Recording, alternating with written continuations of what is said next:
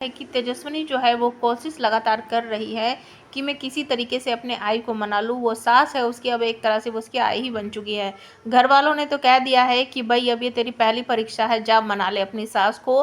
तो बाहर खड़ी हुई तेजस्विनी दरवाज़ा पीटती रहती है, आई दरवाज़ा खोलो, आई मेरी बात सुनो, आई दरवाज़ा खोलो, इस तरह से करती रहती है।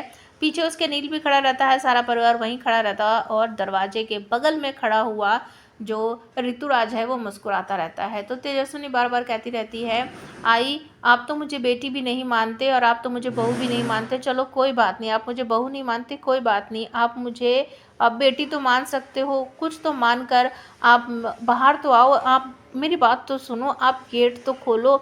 आप मुझे पसंद नहीं करते, ठीक है कोई बात नहीं आई, लेकिन आप मेरी बात तो सुनो। जब कभी आप इस घर में आए होगे और सब लोगों ने आपका स्वागत किया होगा, आप कितने खुश होगे। आई मैं ये शादी नहीं करना चाहती थी, लेकिन किसी भी तरीके से ये शादी हो गई है, आपको भी पता है।